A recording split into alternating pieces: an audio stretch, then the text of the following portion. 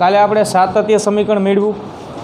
સાતત્ય સમીકરણનો અર્થ હવે તમને ખબર કે A1 V1 બરાબર A2 V2 બરાબર, એવી બરાબર અચળ. હવે તરલ વહન માટે બીજું ખૂબ જ અગત્યનું આ સમીકરણ જેને કહેવાય છે બર્નોલીનું સમીકરણ. આના પછી આપણે જે દાખલાઓ ગણીશું કે એના પછીની જે થિયરી છે અમુક એમાં પણ તમે આ હકીકત વાપરશો. સૂત્ર આપણે તારવવું છે બરાબર, થોડીક લાંબી ક્રિયા છે એટલે સતત સળંગ વ્યવસ્થિત ધ્યાન આપવું, બીજી ચર્ચાને અવગણીને, આજુબાજુની ચર્ચાને અવગણીને અહીંયા ધ્યાન આપવું. જો ધ્યાન આપો, બર્નોલીનું સમીકરણ તરલ વહન માટે અગત્યનું સમીકરણ છે અને તમારે આ સૂત્ર મેળવવા માટે પણ કાર્ય ઉર્જા પ્રમેયનો જ ઉપયોગ કરવાનો છે. કાર્ય ઉર્જા પ્રમેય આપણે જાણીએ છીએ બરાબર, એટલે કોઈ નવું પરિણામ નથી એમ ભૌતિક વિજ્ઞાનનું. અગાઉનું જે કાર્ય ઉર્જાનો સંબંધ છે એનો જ ઉપયોગ કરી તરલ વહન માટે બનાવેલું એક ચોક્કસ પરિણામ છે. એટલે આપણે બર્નોલીનું સમીકરણ કાર્ય ઉર્જા પ્રમેયનો ઉપયોગ કરી મેળવી શકીશું.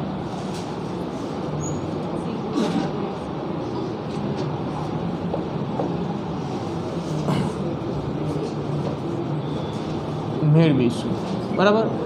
હવે આપણે સમીકરણ મેળવવા માટે એક ચોક્કસ ધારારેખી તરલનું વહન ધ્યાનમાં લઈએ, એક વહન નળીમાં બરાબર. આકૃતિ આ રીતે દોરવાની. જો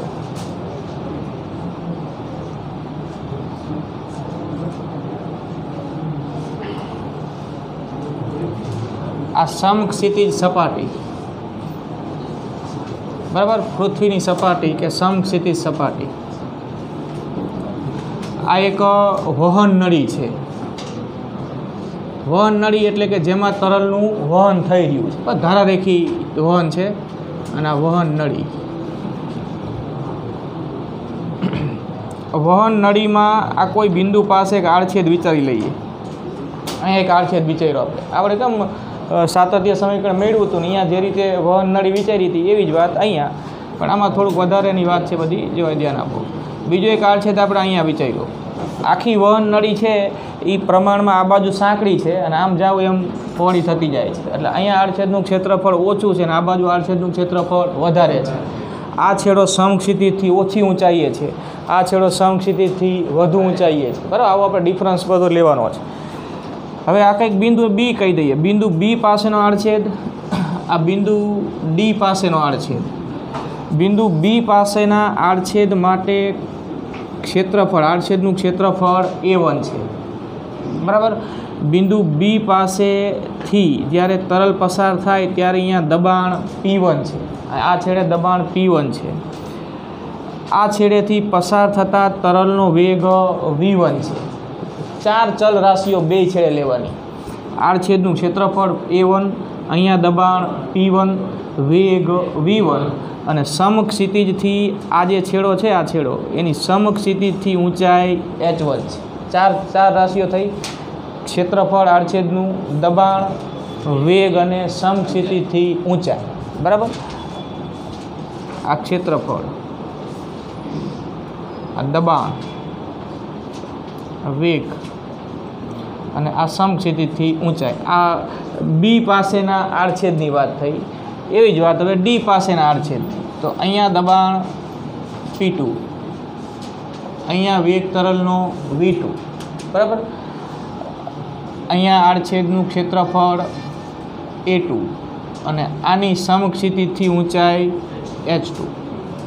તરલ જ્યારે અહીંથી અહીંયા પહોંચે બરાબર, એટલે આ ચારેય રાશિઓમાં આવો ફેરફાર થાય કે દબાણ P1 હતું એની જગ્યાએ P2, વેગ V1 હતો એની જગ્યાએ V2 થશે, આડછેદનું ક્ષેત્રફળ A1 હતું એની જગ્યાએ હવે અહીંયા કેટલું થશે A2, અને એ તરલ અહીંયા જ્યારે હતું ત્યારે સમક્ષિતિજથી H1 ઊંચાઈ હતું અને અહીંયા પહોંચે ત્યારે સમક્ષિતિજથી કેટલી ઊંચાઈ પહોંચે H2 બરાબર. તો આપણે આકૃતિમાં બધી રાશિઓ દર્શાવી દીધી. હવે ધ્યાન આપો. જો આપણે કાર્ય ઉર્જા પ્રમેય વાપરવો છે ને સૂત્ર મેળવવા માટે, એટલે આપણે પહેલાં શું કરીશું તો કે પહેલાં આપણે કુલ કાર્ય શોધીશું આ વહન દરમિયાન, કે જ્યારે તરલ આ છેડેથી આ છેડે પહોંચે એ દરમિયાન થતું કુલ કાર્ય. અને કુલ કાર્ય છે એ કાર્ય ઉર્જા પ્રમેય અનુસાર કાં તો તરલને ગતિ ઉર્જા સ્વરૂપે મળશે, કાં તો તરલને સ્થિતિ ઉર્જા સ્વરૂપે મળશે, કાં તો બેય સ્વરૂપે મળશે. અહીંયા બંને સ્વરૂપે મળશે. કેમ બંને સ્વરૂપે મળશે? તો કેમ કે તરલની ગતિ એ થાય છે અને તરલ આ છેડેથી આ છેડે પહોંચે ત્યારે એની સમક્ષિતિજથી ઊંચાઈ જે h1 હતી એ વધીને કેટલી થાય છે? h2. એટલે ઊંચાઈ વધે એમ એની ગુરુત્વીય સ્થિતિ ઉર્જા વધશે અને તરલનો વેગ વધશે v1માંથી v2 અથવા તો વેગ બદલાશે v1માંથી v2, તો એની ગતિ ઉર્જામાં પણ ફેરફાર થશે.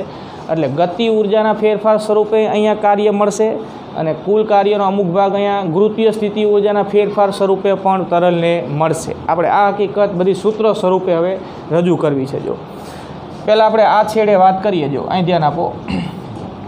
આ છેડે જે બી પાસેનો આડછેદ છે એનું ક્ષેત્રફળ a1 છે. બી પાસેથી પસાર થતા તરલનો વેગ v1 છે. હવે આપણે એમ કહી શકીએ કે બિંદુ બી પાસેથી અથવા તો બી પાસેના આડછેદમાંથી પસાર થતું તરલ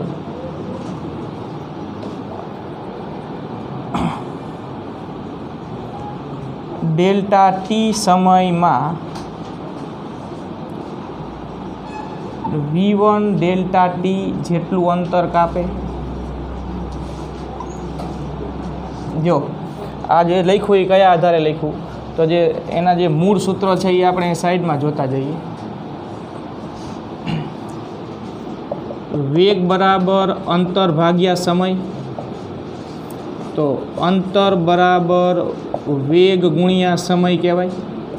અંતર બરાબર વેગ ગુણ્યા સમય એ જ વાત છે. જો આપણે જે લખ્યું કે અહીંથી જે તરલ આગળ વધે છે એનો વેગ કેટલો છે?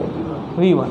હવે v1 જેટલા વેગથી બી પાસેના આડછેદમાંથી પસાર થતું તરલ ડેલ્ટા ટી સમયગાળામાં કેટલું અંતર કાપે? તો કે અંતર બરાબર વેગ ગુણ્યા સમય.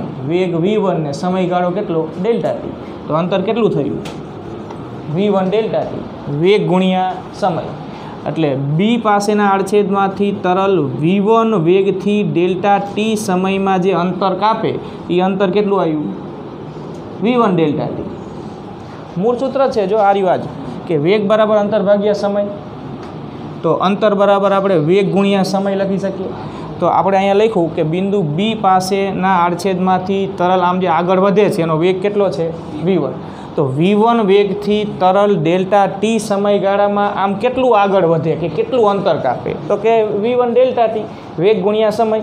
એટલે આટલું આપણે અહીં દર્શાવીએ. જો કે હવે એ તરલ જે v1 ડેલ્ટા ટી અંતર એને કાપ્યું ને, v1 ડેલ્ટા ટી એ આ અંતર થયું. ધારો કે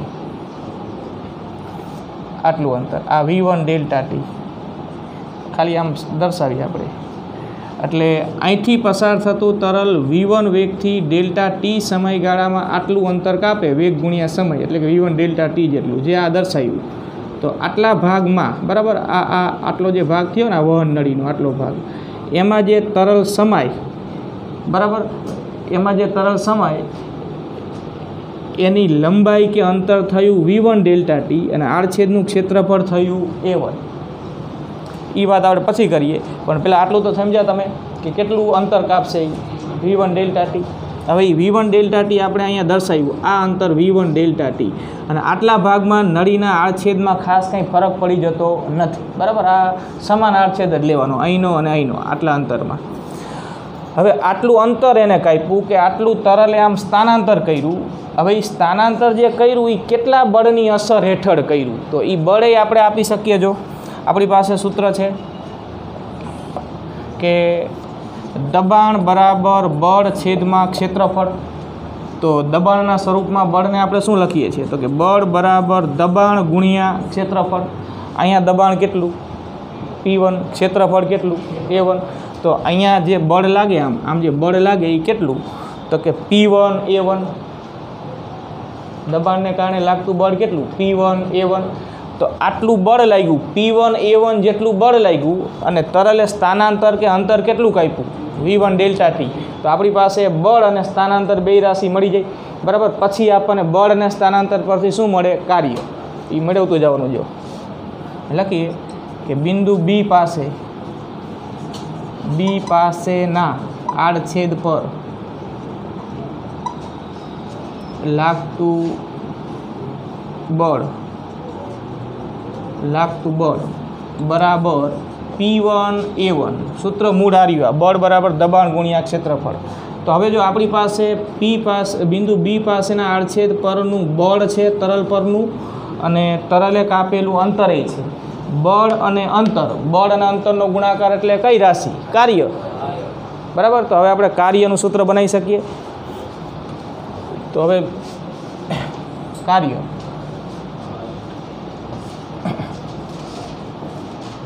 બળ P1A1 વડે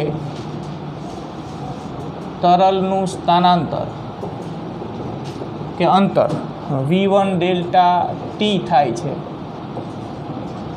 માટે થતું કાર્ય. જો હવે મૂળ સૂત્ર અહીંયા હું લખું છું, એના પરથી આપણે બનાવતા હોય. કાર્ય બરાબર બળ ગુણ્યા સ્થાનાંતર બોલો કે અંતર બોલો, અહીંયા વાત બધી હરખી જ. બળ ગુણ્યા સ્થાનાંતર. બળ કેટલું? P1A1. સ્થાનાંતર કેટલું? V1 delta T. સમજો છો ને અહીં સુધી? તો એ કાર્યને આપણે W1 કહીએ. તો બળ ગુણ્યા સ્થાનાંતર. બળ થયું P1A1 ગુણ્યા સ્થાનાંતર થયું V1 ડેલ્ટા ટી. આવું કાર્ય થશે. બળ ગુણ્યા સ્થાનાંતર. મૂળ સૂત્ર આ જ છે. બળ ગુણ્યા સ્થાનાંતર. બળ P1A1 ને સ્થાનાંતર કે કાપેલું અંતર V1 ડેલ્ટા ટી. બરાબર. હવે ધ્યાન આપો. આટલો ભાગ શું થાય એ વિચારો. A1 V1 ડેલ્ટા ટી, જ્યાં A1 V1 ડેલ્ટા ટી બરાબર આપણે ડેલ્ટા V લખીશું. હવે ડેલ્ટા V એનો અર્થ શું થાય? આકૃતિ પરથી જો હમણાં જ આપણે વાત કરી ને કે એને આમ અંતર કેટલું કાપ્યું? V1 delta T. આડછેદનું ક્ષેત્રફળ કેટલું? A1. તો આટલો જે ભાગ થયો ને, આટલો જે ભાગ આ નળાકાર ભાગ થયો, એમાં સમાયેલા તરલનું કદનું સૂત્ર આપણે નળાકાર માટે અહીંયા હમણાં લખ્યું હતું આપણે. નળાકારનું કદ V બરાબર એના આડછેદનું ક્ષેત્રફળ ગુણ્યા એની લંબાઈ. બરાબર. કાલે આપણે અહીં લખ્યું હતું. તો હવે આ સૂત્ર છે ને, આ રહ્યું, એ આટલા ભાગ માટે વિચારો. આટલા ભાગ માટે તો આ લંબાઈ કેટલી? કે લંબાઈ અંતર થયું ને, કેટલી? V1 delta T. ક્ષેત્રફળ કેટલું? A1. તો આટલા ભાગમાં સમાયેલા તરલનું કદ કેટલું? તો કે આડછેદનું ક્ષેત્રફળ A1 ગુણ્યા એ નળાકાર ભાગની લંબાઈ એટલે આ અંતર V1 ડેલ્ટા ટી. એટલે A1 V1 ડેલ્ટા ટી એ આ ડેલ્ટા ટી સમયગાળામાં બી પાસેના આડછેદમાંથી પસાર થતા તરલનું શું થયું? કદ થયું ને. આ ભાગ જે છે વહન નળીનો, આ ભાગ વિચારો. આટલા ભાગમાં જે તરલ સમાયેલું છે એ તરલ ડેલ્ટા ટી સમયગાળામાં બી પાસેના આડછેદમાંથી પસાર થતું તરલ કહેવાય, જેનું કદ કેટલું? તો કે આડછેદનું ક્ષેત્રફળ ગુણ્યા લંબાઈ. આડછેદનું ક્ષેત્રફળ A1 ને લંબાઈ કેટલી? V1 delta T. તો આ કાર્યના સૂત્રમાં જે A1 V1 ડેલ્ટા ટી ભાગ આવ્યો એ આપણને બી પાસેના આડછેદમાંથી ડેલ્ટા ટી સમયમાં પસાર થતા તરલનું શું આપે છે? કદ. બરાબર. તો આના બરાબર આપણે ડેલ્ટા V સંજ્ઞા લખીશું, જે કહેવાય જે બિંદુ બી પાસેના આડછેદમાંથી ડેલ્ટા ટી સમયમાં પસાર થતા તરલનું કદ છે. બરાબર. તો હવે આ પરિણામ આમાં વાપરો તો માટે કાર્ય W1 બરાબર, જો P1 એમના એમ અને A1 V1 ડેલ્ટા ટી, એટલે કે ડેલ્ટા ટી સમયમાં બી પાસેના આડછેદમાંથી પસાર થતા તરલનું કદ, કે આટલા ભાગમાં સમાયેલા તરલનું કદ, કે જે ડેલ્ટા ટી સમયમાં બી પાસેથી પસાર થયું છે કદ A1 V1 ડેલ્ટા ટી, જેને આપણે ડેલ્ટા વી નામ આપ્યું, તો આ A1 V1 ડેલ્ટા ટીની જગ્યાએ લખશું ડેલ્ટા વી, બરાબર. આ કાર્ય થયું પહેલા છેડે તરલ વહન દરમિયાન. હવે એવી જ વાત આપણે કયા છેડે કરવાની? બીજા છેડે. અહીંયા સુધી ક્લિયર આટલું, બરાબર. આ જ વાત હવે કયા છેડે? બીજા છેડે. તો બીજા છેડે વાત કરીએ, જો આવી જ વાત. બીજા છેડે એટલે બિંદુ ડી પાસેના, બિંદુ ડી પાસેના આડછેદમાંથી, આની જેમ જ જો હવે અહીંથી જોતા જજો, આ બી પાસે જેવું લખ્યું ને એવું કોના પાસે? ડી પાસે. બિંદુ ડી પાસેના આડછેદમાંથી પસાર થતું તરલ ડેલ્ટા ટી સમયમાં, હવે આ તરલ બધું અહીંયા પહોંચે અને અહીંથી આગળ પસાર થતા તરલ ડેલ્ટા ટી સમયમાં આડછેદમાંથી પસાર થતું તરલ ડેલ્ટા ટી સમયમાં કેટલું અંતર કાપશે?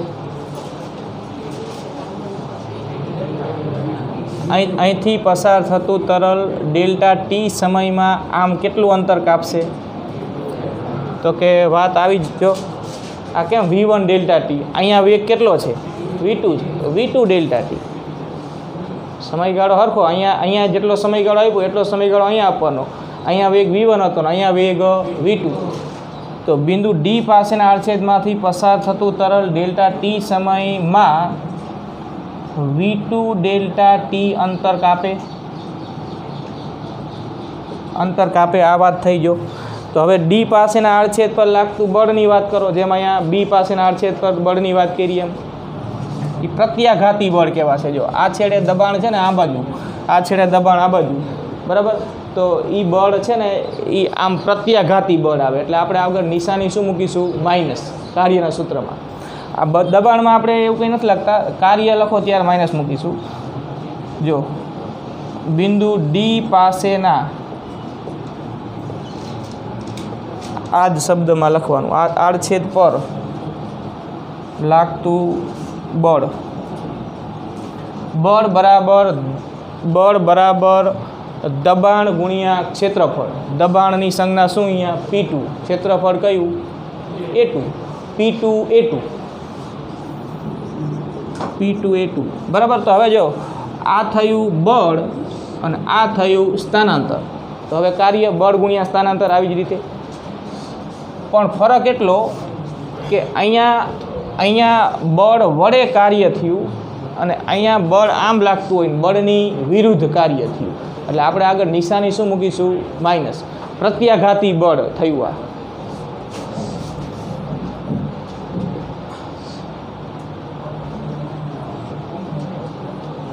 બરાબર.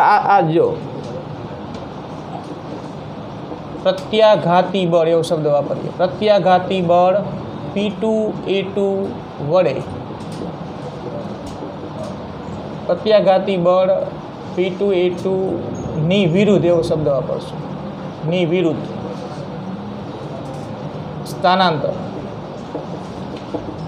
સ્થાનાંતર એટલે V2 ડેલ્ટા ટી માટે કાર્ય W2 નામ આપીએ. મૂળ સૂત્ર તો કાર્યનું ફરી પાછું આજ બળ ગુણ્યા સ્થાનાંતર. આપણે પ્રત્યાઘાતી છે એટલે આગળ નિશાની માઇનસ મૂકીશું. P2A2 આ બળ ગુણ્યા સ્થાનાંતર V2 ડેલ્ટા ટી, બરાબર. હવે અહીંયા આ A2 V2 ડેલ્ટા ટીનો અર્થ શું થાય? જ્યાં A2 V2 ડેલ્ટા ટી બરાબર ડેલ્ટા વી, બરાબર. અહીંયા ડેલ્ટા વી થાય અને અહીંયા શું થાય? ડેલ્ટા વી થાય. સાતત્ય સમીકરણ યાદ કરો છો, બે જગ્યાએ સમયગાળો સરખો છે. A1 V1 બરાબર શું થાય? A2 V2. ડેલ્ટા ટી તો બે જગ્યાએ સરખું જ છે, તો A1 V1 બરાબર A2 V2. તો પછી A1 V1 ડેલ્ટા ટી બરાબર A2 V2 ડેલ્ટા ટી બરાબર ડેલ્ટા વી. કદ બિંદુ બી પાસેના આડછેદમાંથી ડેલ્ટા ટી સમયમાં જેટલા કદનું તરલ આગળ વધે એટલા જ કદનું તરલ બિંદુ ડી પાસેના આડછેદમાંથી પણ ડેલ્ટા ટી સમયમાં આગળ વધે. આ જ હકીકતને આપણે સાતત્ય સમીકરણ કહીએ છીએ. એટલે અહીંયા સુધી ધારો કે આ પહોંચ્યું તો આ અંતર થયું V2 ડેલ્ટા ટી અને આટલા ભાગમાં જે તરલ સમાય એનું કદ અને આ ભાગમાં સમાયેલા તરલનું કદ કેવું? સરખું. કદ હરખું. જો વેગ હરખો નહીં, આડછેદનું ક્ષેત્રફળ હરખું નહીં, પણ સાતત્ય સમીકરણ આપણે મેળવું જ ને. સાતત્ય સમીકરણ શું કહે છે? તો કે A1 V1 બરાબર A2 V2. હવે તમે જો આ A1 V1 આ બાજુ ડેલ્ટા ટી સમય ગુણો આ બાજુ, તો આ બાજુ ગુણી શકાય A2 V2 ડેલ્ટા ટી. તો બે બાજુ સમયગાળો તો હરખો જ છે ને.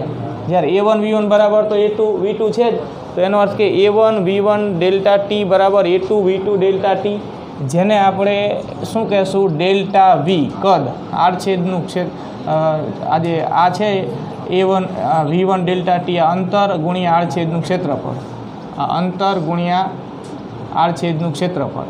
એલની જગ્યાએ V2 ડેલ્ટા ટી પહેલાં છેડે, આ છેડે એલની જગ્યાએ V1 ડેલ્ટા ટી ને ગુણ્યા A2 આ A1 સરખું થયું ટૂંકમાં. એટલે આને ડેલ્ટા વી કહેવાય અને આને શું કહેવાય? Delta V. સાતત્ય સમીકરણ અનુસાર અહીં લખીએ જો, સાતત્ય સમીકરણ અનુસાર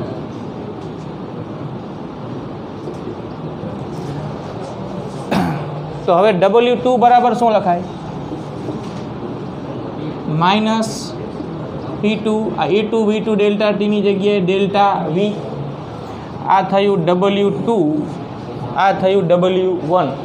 તો હવે કુલ કાર્ય એટલે આ બેયનો શું કરવાનો? સરવાળો.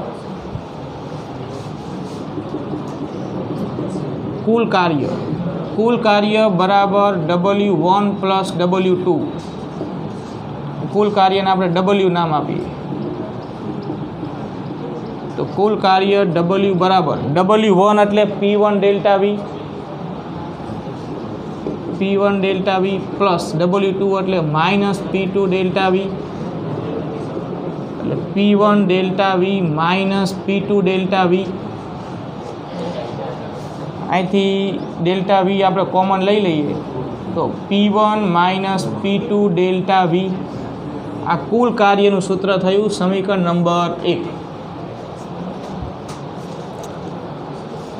સમીકરણ 1 સુધી પહોંચ્યા ને? તમે પહોંચ્યા ને આમ તો કે નહીં? હજી ક્યાંય અટકતા હોય બોલજો, કેમ કે સળંગ વાત છે બધી આ. બરાબર. આપણે બિંદુ બી પાસે પહેલાં વાત કરી. બિંદુ બી પાસેના આડછેદમાંથી ડેલ્ટા ટી સમયમાં પસાર થતા તરલે કાપેલું અંતર, બી પાસે લાગતું બળ ગુણ્યા સ્થાનાંતર એટલે કાર્ય, અને એમાંય પાછું આ A1 V1 ડેલ્ટા ટીને આપણે કીધું ડેલ્ટા વી.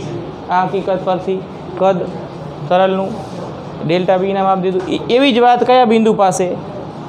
ડી પાસેના આડછેદ પાસે. અહીંયા દબાણ P2, આડછેદનું ક્ષેત્રફળ A2, અહીંયા વેગ V2.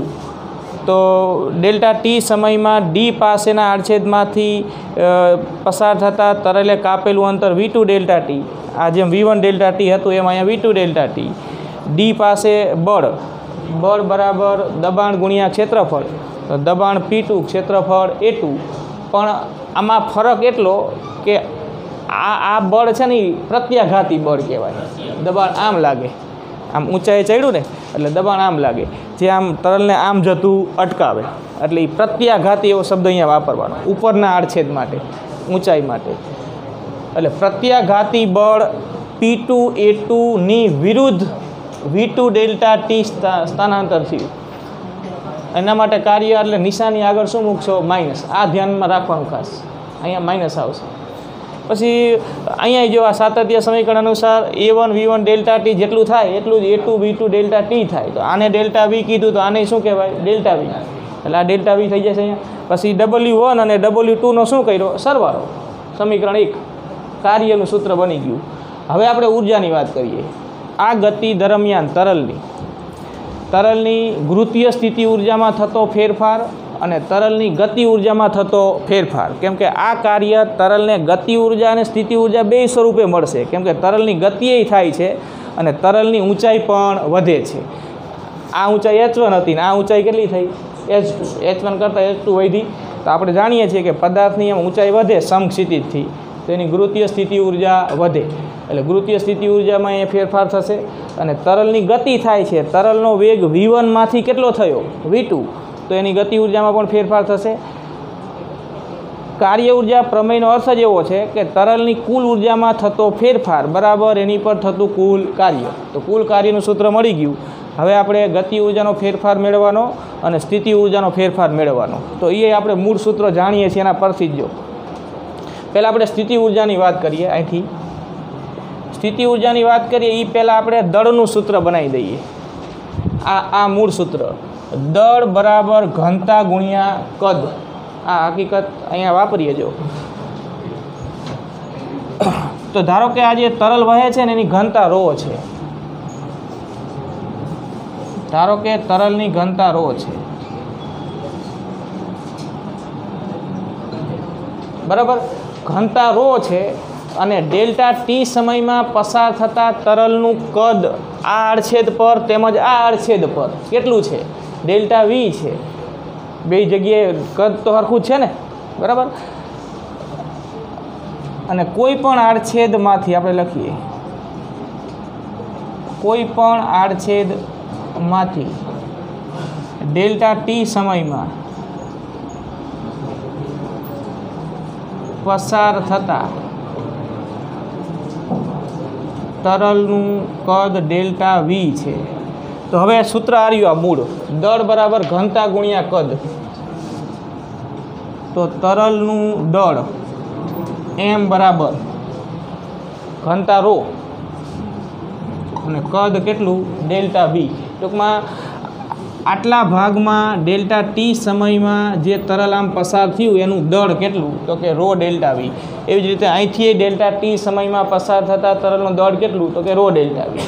ρ તો સરખું જ આખા પ્રવાહી માટે અને ડેલ્ટા વી એ સરખું. તો એનો અર્થ એવો થાય કે ડેલ્ટા ટી સમયમાં બી પાસેના આડછેદમાંથી જેટલા દળનું તરલ પસાર થાય એટલા જ દળનું તરલ ડી પાસેના આડછેદમાંથી પણ ડેલ્ટા ટી સમયમાં પસાર થાય.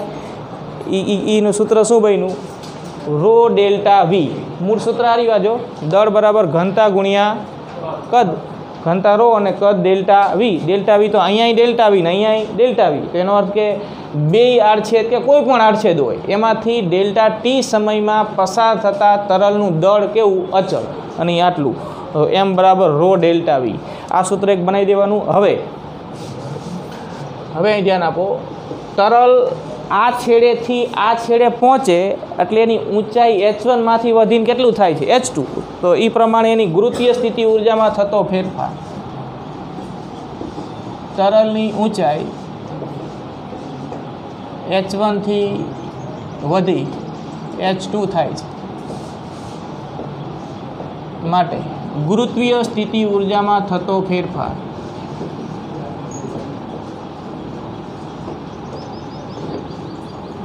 અને એના માટે મૂળ સૂત્ર આપણે યાદ કરીએ.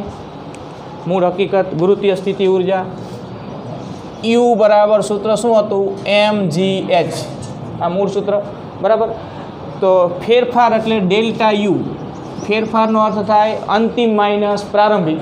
તરલ અહીંયા પહોંચે h2 ઊંચાઈએ ત્યારે એની ગુરુત્વીય સ્થિતિ ઉર્જા આ સૂત્ર અનુસાર mgh2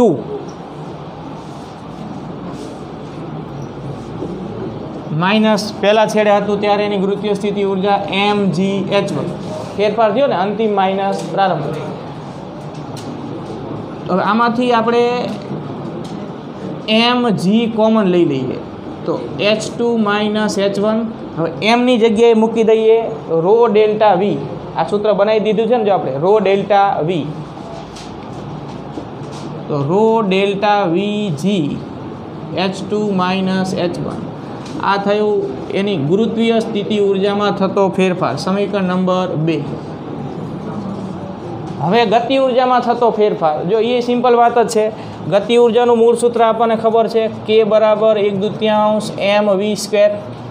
અહીંયા તરલ હતું ત્યારે વેગ કેટલો હતો V1 અહીંયા એમ જેટલું તરલ જે આ ગતિ કરી આ બાજુ બરાબર ડેલ્ટા ટી સમયમાં એ કેટલા વેગથી V1 અહીંયા ડેલ્ટા ટી સમયગાળામાં એમ જેટલા તરલે જે H2 ઊંચાઈ આમ ગતિ કરી એ કેટલા વેગથી તો ગતિ ઉર્જાનો ફેરફાર 1/2 m V2 square minus 1/2 m V1 square જો તરલની ગતિ ઉર્જામાં ફેરફાર ગતિ ઉર્જામાં ફેરફારને આપણે ડેલ્ટા કે નામ આપીએ આપણે મૂળ સ્વરૂપ પ્રમાણે લખીએ તો આમ લખાય 1/2 m V2 square minus 1/2 m V1 square બરાબર હવે અહીંથી 1/2 m કોમન નીકળી જાય ખાલી પ્રક્રિયા થોડીક લાંબી છે બાકી સૂત્રો જે બધા વપરાય છે એ આપણે જાણીતા જ છે બરાબર કંઈ નવી વાત નથી 1/2 m કોમન કાઢો એટલે અહીંયા V2 square minus V1 square હવે એમની જગ્યાએ અહીંયા શું મૂકી દેવાનું રો ડેલ્ટા વી જેમ કે અહીંયા આપણે એમની જગ્યાએ રો ડેલ્ટા વી મૂક્યું ને એમ ગતિ ઉર્જાના ફેરફારનું સૂત્ર જે બન્યું ને એમાં એમ એટલે rho delta V delta T સમયગાળામાં પસાર થતા તરલનું દળ અહીંયા એટલું ને અહીંયા પણ એટલું તો ડેલ્ટા કે બરાબર 1/2 એમની જગ્યાએ રો ડેલ્ટા વી અહીંયા V2 square minus V1 square આ સ્મોલ V1 ને સ્મોલ V2 છે ને એ વેગની સંજ્ઞા છે અને આ કેપિટલ V જે છે ને ડેલ્ટા Vમાં ડેલ્ટા V કદ છે તો આ થયું સમીકરણ નંબર 3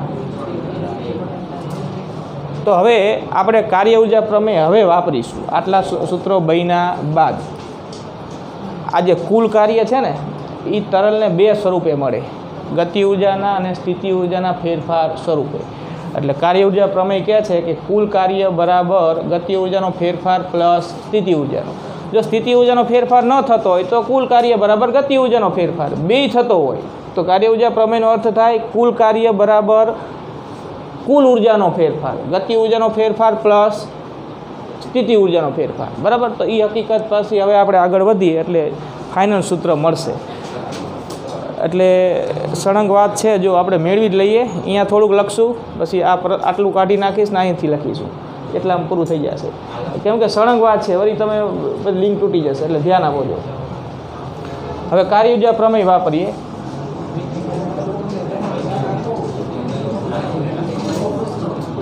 જો અહીં ધ્યાન આપો કાર્ય ઉર્જા પ્રમેય W બરાબર ડેલ્ટા કે પ્લસ ડેલ્ટા યુ હવે કરવાનું શું રહ્યું છે જો ખાલી આટલી જ વાત બાકી છે W ની જગ્યાએ આપણે આ મૂકશું ડેલ્ટા કેની જગ્યાએ આ સૂત્ર મૂકશું ડેલ્ટા યુની જગ્યાએ આ સૂત્ર મૂકશું પછી થોડુંક સાદરૂપ આપશો એટલે મળી જાય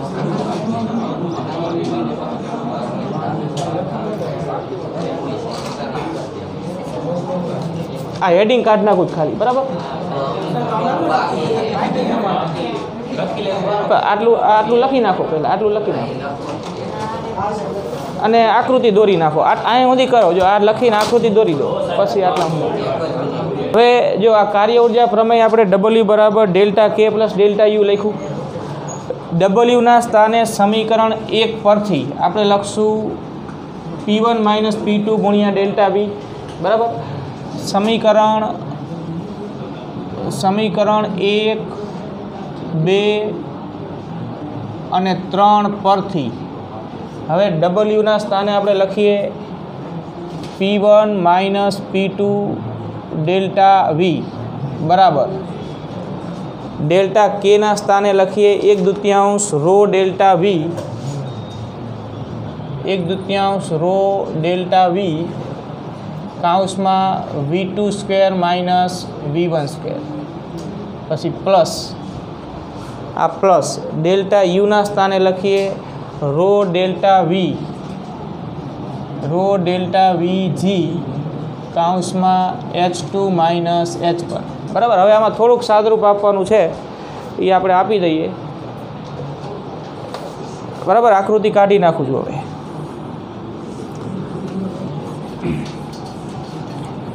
જો હવે ખાલી આમ ગોઠવણી જ બાકી રહી બરાબર જો આ ડેલ્ટા વી છે અહીંયા ડેલ્ટા વી છે અહીંયા ડેલ્ટા વી છે, આ બેમાંથી ડેલ્ટા વી કોમન નીકળે, આ બાજુના ડેલ્ટા વી સાથે કેન્સલ, તો ડેલ્ટા વી સિવાયનું વધ્યું એ લખી દો તો P1 માઇનસ P2 વધ્યું. અને અહીંયા જો ડેલ્ટા વી નીકળી ગયું, આ 1/2 રો આ બે સાથે ગુણાઈ જાય ને, ગુણી નાખો 1/2 rho V2 square minus 1/2 rho V1 square plus અહીંયા rho G H2 minus rho G H1 બરાબર.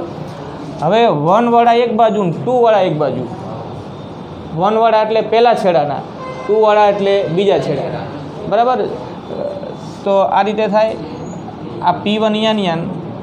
હવે જો આ જે 1/2 રો V1 સ્ક્વેર છે એ માઇનસ છે, આ બાજુ આવે એટલે પ્લસ. પછી આ રો જી H1 આ બાજુ માઇનસ છે, આમાં આવે એટલે પ્લસ બરાબર. એટલે આ બે માઇનસવાળા આ સાઈડ લઈ લીધા પછી બરાબર. આ P2 જે આ બાજુ માઇનસ છે એ આ સાઈડ લઈ જાઓ એટલે P2. પછી આ અહીંયા છે પ્લસમાં છે નહીં તો જો, અને પ્લસ આ અહીંયા છે રો જી H2. તો બસ આને જ કહેવાય બર્નોલીનું સમીકરણ. આને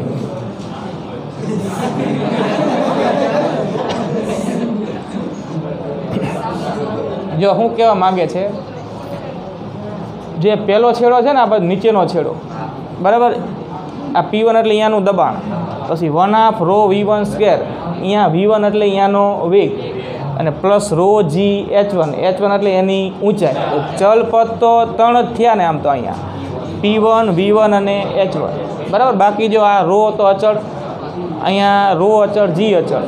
તો પહેલા છેડા માટે આ ત્રણેયનો સરવાળો જે થાય ને તે બીજા છેડા માટે ત્રણેયનો સરવાળો એટલો જ થાય એવું કહે છે આ સમીકરણ.